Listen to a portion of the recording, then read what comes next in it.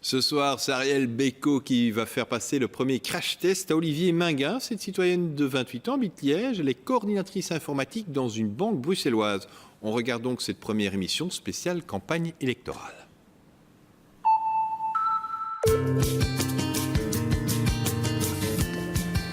Bonjour Ariel. Bonjour. Dites-moi, la maison communale d'Uccle pour donner rendez-vous à Olivier Minguin, il n'y a pas une petite erreur là? Non, je ne me suis pas trompée. C'était un petit geste provocateur. C'est un fief d'UMR entre Armand de Decker et maintenant Didier Renders qui a quitté Liège pour venir s'y installer. Et pourquoi vous faites venir le président du FDF ici? Je pense qu'ils ont l'intention de marcher sur les plates-bandes d'UMR qui avant étaient leurs partenaires. Et donc on va vérifier tout ça. Alors pour parler avec Olivier Minguin, une petite provocation de ma part, spreekt u Nederlands? Ja, een beetje. Un beetje? Ja, un beetje. Mais bon, vous allez parler français, vous allez parler de quoi avec lui? Ah ben, on va parler un peu d'économique. Ah, c'est leur nouveau cheval de bataille. Hein? Exactement. On va toujours parler d'institutionnel parce que ça reste leur marque de fabrique. Et puis, on va parler de chômage, je pense que c'est important, de compétences régionales, voilà. Bien, ça va être tout un sujet. Bonjour. Bonjour, monsieur Minguin. Comment allez-vous, madame Montel? Parfaitement, je vous présente Ariel. Bonjour, monsieur Minguin. Heureux de vous saluer. Ariel ici. va être votre passagère et elle a choisi, vous voyez, un endroit où vous venez pas souvent, je pense. Vous habitez Uccle? Non, je n'habite pas Uccle. Ah, voilà. Ariel est une provocatrice, d'après ce que j'ai compris. Ça me convient assez bien, alors. Vous l'êtes parfois aussi. Voilà. Ok, moi je vous laisse. Je vais écouter tout ce que vous vous dites dans la voiture pendant le trajet. J'interviendrai par téléphone de temps en temps pour remettre les pendules à l'heure, ou bien si vous vous égarez, ou bien simplement pour vous dire un petit peu bonjour. Et voilà, bonne route. Amusez-vous bien. Je sais pas où la provocation peut conduire. Hein. Ah, ça c'est vrai.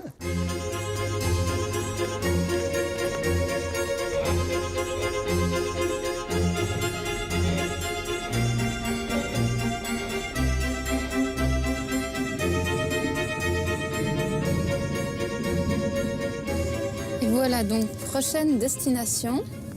A priori, c'est quelque chose qui vous concerne particulièrement. En tout cas, quand on regarde le programme, vous avez une petite idée? Le Palais Royal? Non. Ah bon, vous parlez du Palais Royal dans votre programme? Ah oui, il y a toujours un débat sur la fonction royale, oui. Non, c'est pas... Parlement européen, mais là, c'est pas là qu'on a la plus grande influence. On a eu des grands noms au Parlement européen, mais... C'est pour ça qu'on disait des grands noms, c'est le Parlement européen. Ah, très bien.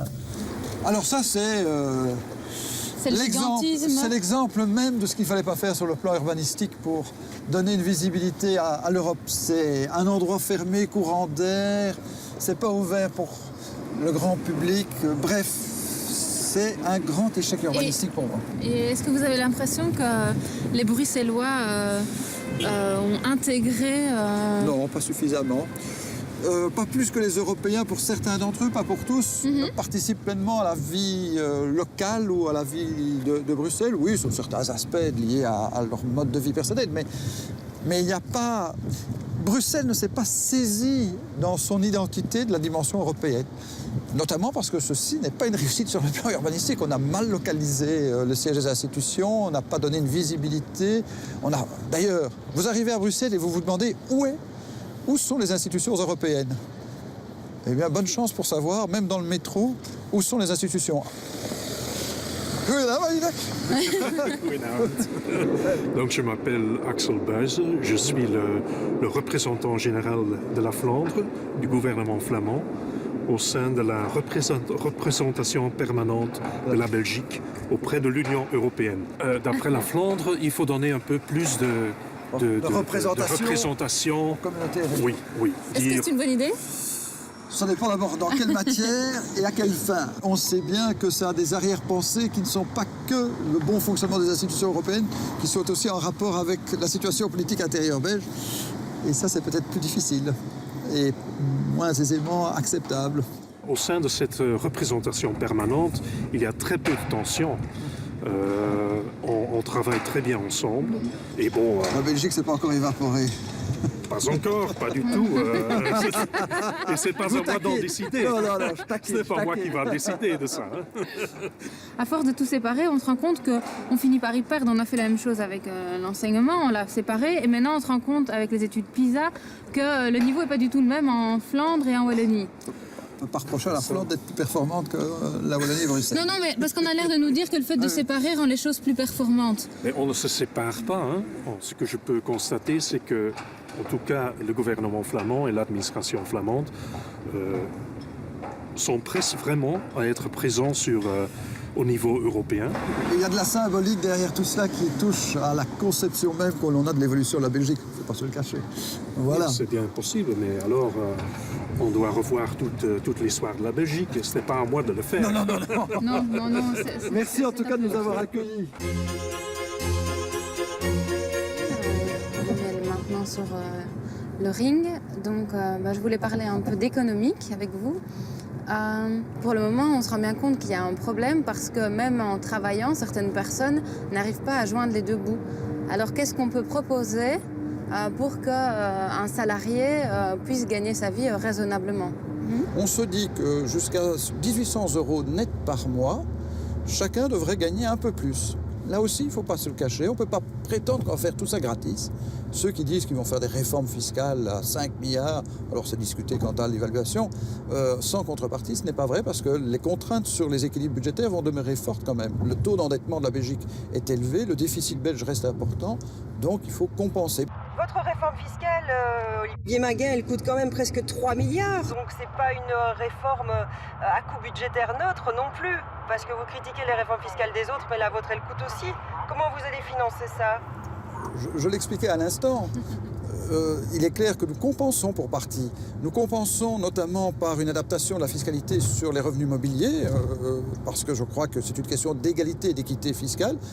Et puis, il y a aussi encore des efforts à porter sur la maîtrise des dépenses publiques.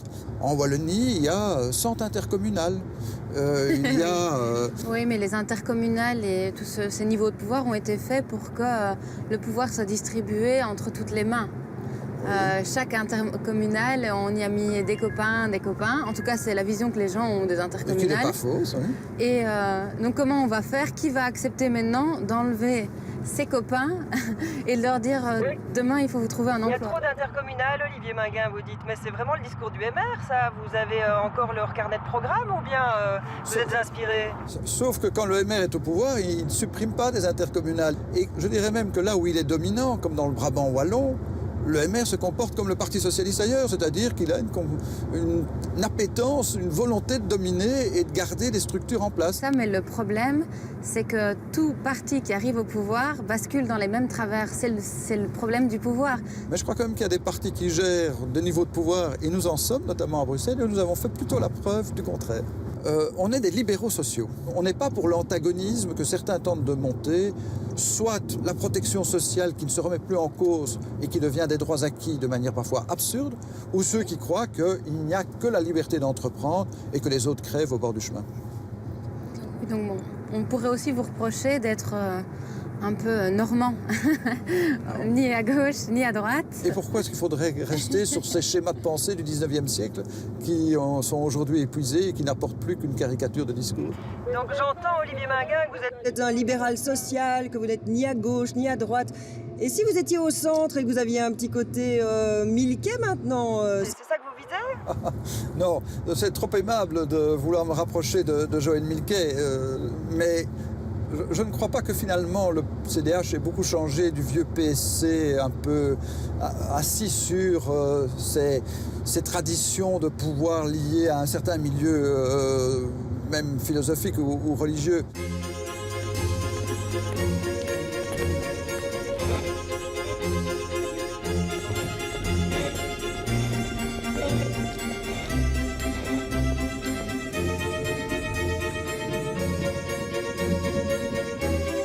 Vous avez une idée de notre destination? Anvers? Possible. Alors, je sais bien que je peux faire des nuances par rapport au FN en France, quoique il y a des accents qui Vous sont allez quand me même parler de d'extrême droite. Vitrolles? Vitrolles, Orange, ainsi de suite. Ce sont des villes qui ont été gérées par l'extrême droite en France et on a vu que c'était la faillite de la gestion. Enfermer une gestion publique dans quelques clichés qui laissent entendre que finalement il y a toujours une catégorie de la population qui est coupable de tous les maux de la terre, c'est pas la bonne manière de respecter ses concitoyens. Dites, Monsieur Minguin, vous comparez la NVA au Front National. Il n'y a pas une petite terreur sur le champ démocratique Non, je dis notamment que par rapport au milieu culturel, on voit bien qu'il y a eu une petite tentation au départ de chez Bardewever de vouloir mettre le milieu culturel au pas, le milieu contestataire. Ils n'aiment pas beaucoup la contestation. Je sais très bien qu'on va me dire que c'est un parti plus démocratique sur certains aspects, mais moi j'ai toujours eu des réticences. Est-ce que vous trouvez que ça pourrait être intéressant qu'un Wallon puisse voter pour un Flamand? Oui, bien entendu, pourquoi pas. Donc, voilà. On avait une circonscription fédérale, c'est ça qui est un peu le paradoxe, c'est que Bruxelles-Alvord, c'était l'amorce d'une circonscription fédérale. C'était déjà la seule circonscription qui était à cheval sur cette foutue frontière linguistique qui a mis le pays en l'air et qui est vraiment une frontière nationaliste absurde. Et donc, je ne comprends pas que tous ceux qui ont défendu la circonscription fédérale aient mis à mal la seule circonscription qui permettait aux populations des deux communautés de se rencontrer et à un francophone de voter pour un flamand et inversement. Vous verrez bien vivre ici? Anvers, oui. Oui, parce que vous admiriez le paysage. Oui, moi j'aime bien les villes très animées, les villes multiculturelles dans le sens où on brasse les échanges. Par définition, une ville portuaire, ça brasse beaucoup les échanges. C'est bien pour ça que je trouve que la Flandre mérite mieux que le nationalisme. Donc un jour, vous serez peut-être le concurrent de Oh non, je n'ai pas cette prétention. Monsieur de Wever. Non, je n'aurais pas cette prétention. Je viendrais peut-être tout simplement vivre à l'aise. Ça fera Vous du bien. pourriez donc vivre dans sa ville? Bien entendu. Il n'est pas éternel, lui. Hein. Au contraire. Tout ce qu'on avait entendu dire, ils allaient apporter des problèmes, tout ça. Au fond, ça a l'air de plutôt bien se passer. Oui, mais attendez, d'abord, les acquis de ce que cette ville est, c'est peut-être aussi dû à une gestion passée avant même que Bardewever devienne bourgmestre. Et puis, on va voir comment il va tenir ses promesses et s'il va vraiment apporter ce qu'il a promis, c'est-à-dire une ville qui exclurait ceux qui seraient les indésirables, parce que c'était un peu ça quand même son discours. C'était, il y a dans cette ville des gens qui ne devraient pas y être. Il aurait déjà pu le Et mettre on l'a en vu. place. Il l'a fait. Hein. D'ailleurs, je trouve que la meilleure réponse est venue du bourgmestre de Gand, M. Terman, qui a été très ferme en disant, en somme, il se débarrasse de problèmes qu'il ne veut pas gérer et c'est trop facile d'envoyer vers les autres. Et je crois qu'en effet, c'est ça la menace du nationalisme, quel qu'il soit, c'est finalement rompre des solidarités, mais en envoyant les problèmes vers les autres. Mais c'est ça, pas une façon de résoudre les problèmes. C'est au niveau local, mais au niveau régional, on ne constate pas ça. La Flandre n'a pas changé de visage radicalement. D'abord, il n'a pas la majorité absolue, il n'a pas tous les pouvoirs, et heureusement, il est peut-être contournable, et heureusement. Et donc, j'ose espérer que la Flandre va pouvoir sortir de cette mauvaise passe du nationalisme archaïque qu'incarne un parti tel que la NVA. Je ne crois pas que la NVA soit un parti qui, d'ailleurs, souhaite gérer la Belgique autrement que pour la dépecer et l'affaiblir. Car je ne crois pas qu'on puisse dissocier le programme socio-économique de la NVA de son programme institutionnel. Parce que son programme socio-économique, c'est de dire la Flandre par elle-même peut mieux faire que ce qu'on peut faire dans la Belgique. J'ai cru lire que la Wallonie a à un moment aussi voulu que ce soit Bruxelles qui soit la capitale de la Wallonie, mais qu'on n'a pas été capable de se mettre d'accord et que donc maintenant c'est pour ça on n'a pas su fusionner la communauté et la région et faire comme les Flamands et donc maintenant on se retrouve pénalisés. Vous avez raison. Mais fondamentalement, les Wallons auraient dû dire « Nous restons à Bruxelles, en tout cas aussi longtemps que chacun ne respecte pas Bruxelles comme troisième région et donc que chacun met ses institutions dans sa région. » Ils ont fait un choix stratégique et qui s'avère payant. Voilà. Alors, comme je dis, moi je reproche moins aux Flamands d'avoir peut-être parfois fait des choix que je ne partage pas, que je critique, qu'aux francophones de ne pas avoir eu un peu plus de lucidité et de clairvoyance. Moi, je crois beaucoup au volontarisme, à la ténacité, un peu de volonté de se dépasser, d'être plus exigeant pour soi-même. Qu'est-ce que vous croyez que vous avez comme image auprès des Flamands? Je sais bien que pour certains, je suis the devil, vraiment le diable francophone.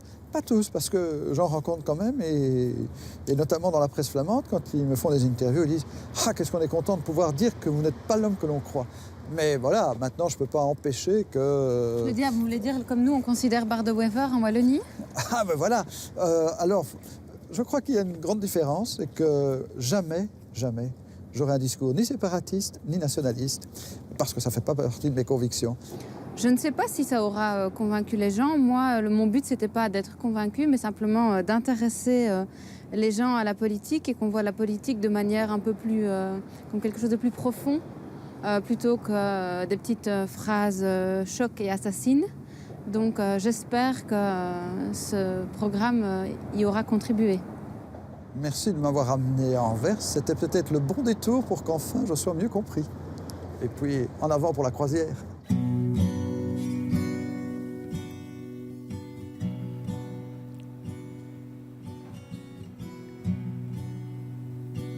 Voilà, c'est la fin de ce crash test signé Joanne Montet et Michel Loriot. Fin de ce journal aussi. Demain en radio, un face-à-face entre Laurette Onkelings et Didier Gauzoin, animé par Bertrand Haine. Et puis, dans quelques instants, The Voice. À demain.